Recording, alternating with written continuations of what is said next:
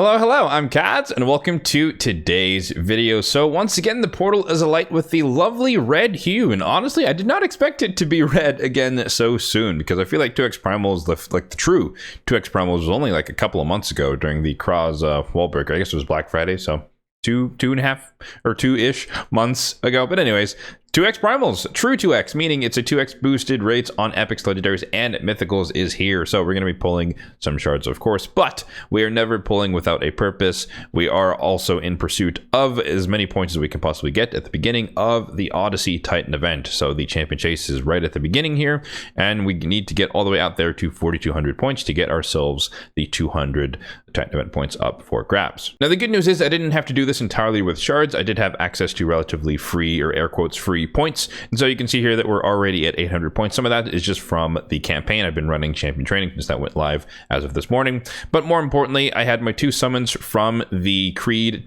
summon pool. Unfortunately, got unlucky there. We got 2 epics, but you know, unlucky being the most, well, it's the most likely outcome to get epics, but I was hoping to get one of the assassins early just because. But nonetheless, we got 2 epics from there, so that was worth 500 points.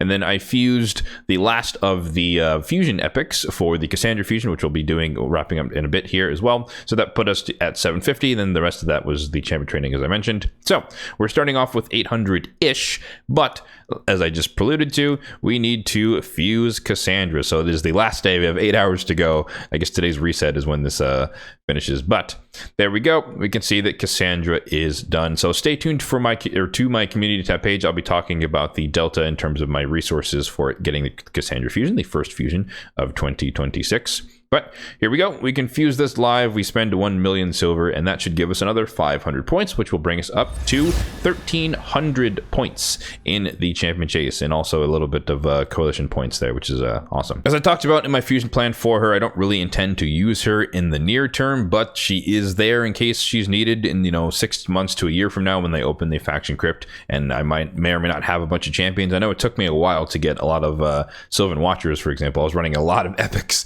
at the very beginning of when Sylvan Watchers, the faction crypt opened, and then eventually started to get some legendaries. But anyways, I digress. So there is our 500 points, but it's not going to stop there. We also, I will also be fusing a single Broadmaw here. So I just have 1 in terms of the spots here. So unfortunately, this also costs 1 million silver, but nonetheless, another 350 points. So that should bring us to 2,000 or 2,100, 2,200-ish, somewhere around there. So now, as it stands, we're roughly halfway to the 4,000 points, and that's a lot more comfortable as far as getting there, just because of relatively few primals we have, as we'll get to in a bit. But if all else fails, and we're still a bit short after going through my allotted amount of primals, then I do have 10 remnant summons here that are just kind of waiting in the wings, and so we can pull through some of those. The worst case is that these are 250 a pop, so we can definitely close a little bit of a gap with the remnant summons as needed. So taking a look at the overall shard count, my account at the moment, we have 472 on the ancients, 207 on the voids, 38 on the primals, which of course we'll be dipping into today, and then 56 on the sacreds.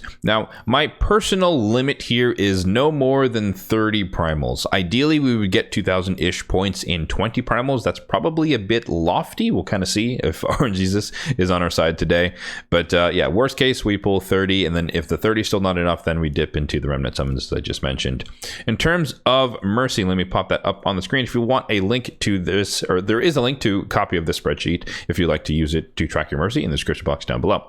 But focusing in on the primal section, you can see here that despite my track record when it comes to mythicals, we are, as of right now, 95 primals in without a mythical. So nothing is guaranteed by any means, but the odds are 1 in 100, so we're getting close to that 1 in 100 shot here overall.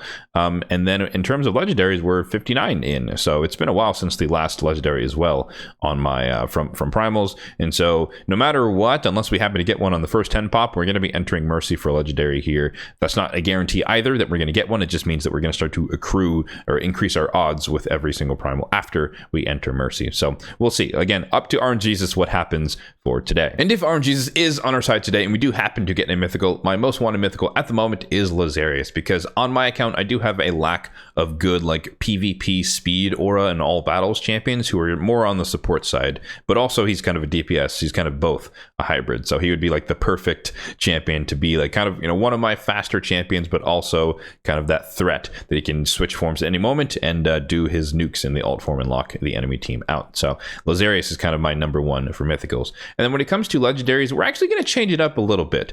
I've been looking to empower my Rotos to +2 for a while now, so if we can get a duplicate Faction Guardian from the Undead Hordes, screw my normal top 5 wish list for today, let's try and get a duplicate Undead Horde legendary, if we're so lucky to get a legendary today. And of course, we're probably going to get some epics along the way. Epics are good for champion chase points as well, so we definitely do want to get a decent amount of epics, and so any and all duplicate epics for empowerment will be useful as well. So all right, let's dive right into the action here. We are going to do some 10 pops. I don't want to keep you guys here for longer than you need to be, unless something crazy does happen, but we've got just enough space, we've got tons of cash, and hopefully we can get some decent luck. Let's see what happens here from our first 10 pop of primals. We get 1 epic, good start. 2 epics, great, let's keep it going. 3 epics, this is great for the points. It's not great for, you know, RNG, but it's great for the points. Can we get 4 epics?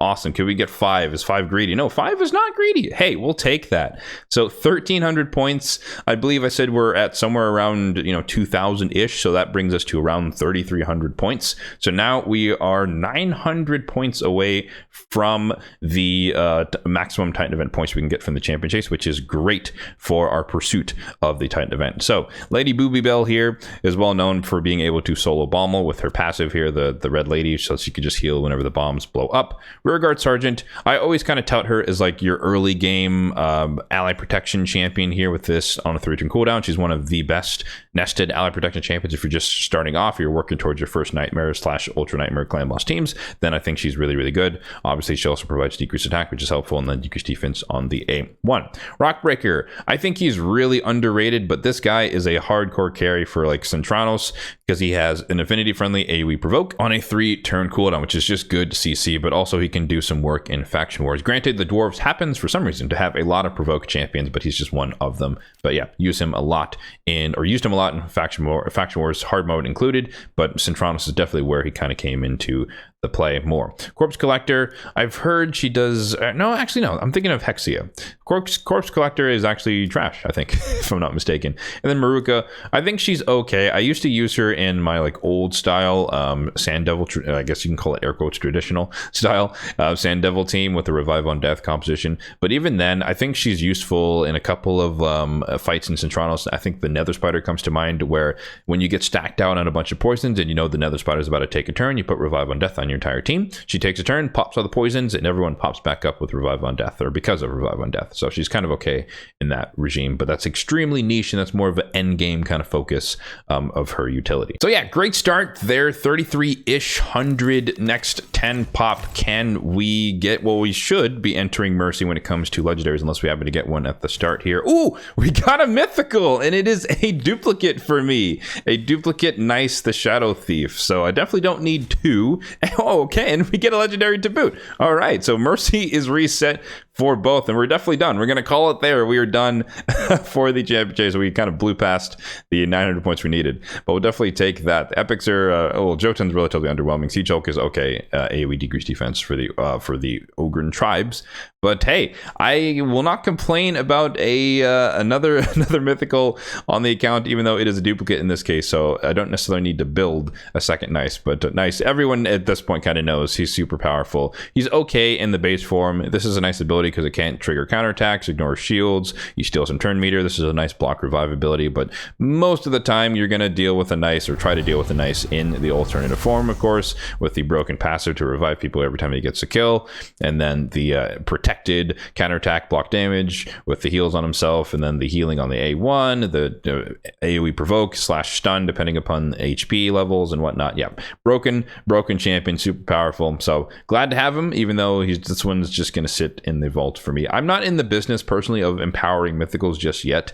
I'm expecting, hoping, whatever you want to call it, that eventually they're going to add faction guardians for mythicals, which is kind of a stretch for, free to play players to have, that many duplicates of mythicals. And so just in case that is the case, I'm holding off personally on empowering mythicals, despite having a couple sets of duplicates here. And then the legendary here is Ishiyama the Immovable, a former fragment summon champion, I believe, who's okay. He kind of suffers from the same problem as most of the HP based nukers in the game that don't place some sort of extra hit. He has a big AoE here, single target here. This does hit relatively hard because it ignores 50% defense if they're under 2 debuffs, 25% just base. And so he's okay, but he's not going to carry your team unless you really need a relatively tanky DPS. But I think his damage is probably less than like a Magnar, which is not that great in terms of the AoE versus AoE. But despite that, I did make use of him. I did build him out. I didn't book him, but I did build him out for I think 1 or 2 stages in the Cursed City, just because HP based DPSs are very hard to come by, and there's a lot of stages that are like HP support only, and then you're kind of screwed because you have a bunch of supports trying to do damage, which usually doesn't go well. So he definitely came in useful there. But yeah, we'll take it. I guess that is a duplicate for the Shadowkin. So we didn't get the Undead Horde duplicate we desired, but nonetheless, can't complain. We got a mythical, we got a legendary, and we got all we needed for the champion chase points. And more importantly, we saved the extra 10 buffer primals for the next episode of Primal Pulls there. So that's pretty good from my perspective here. So let's double check on the champion chase. I know my math is definitely correct here because 2,000 is way more than we needed.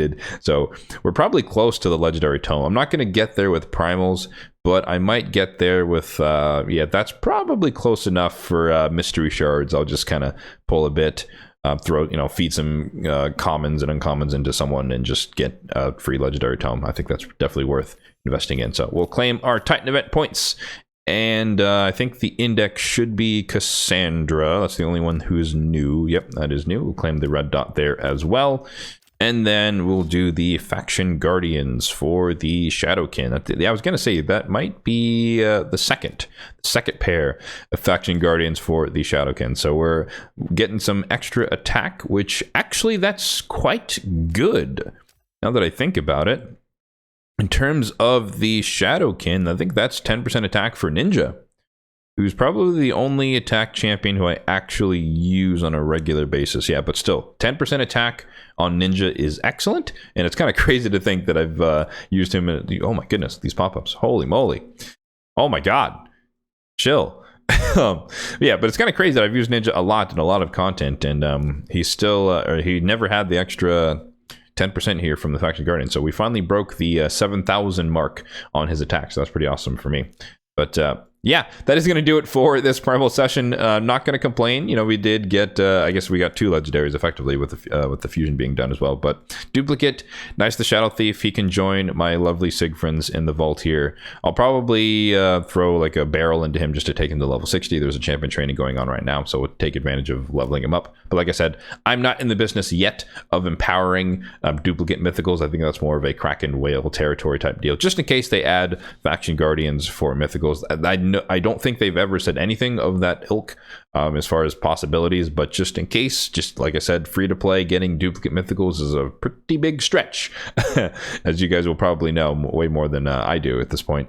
But yeah, so we're going to hold off on that, and that is going to do it for today's video. So let me know in the comment section down below, what did you, or how many primals did you pull for your sessions, and what did you get from your pulls? Hopefully you got something good. Hopefully you got your first mythical if you're still looking for one, or you got a mythical in general if you just wanted another one for yourself. As always, if you did enjoy this video, then be sure to hit that like button down below. Really does help out the channel, and feel free to hit the subscribe button down below as well, if and only if you're enjoying the content overall on this channel, for more content just like this one in the future. Thanks for watching, and have a good one.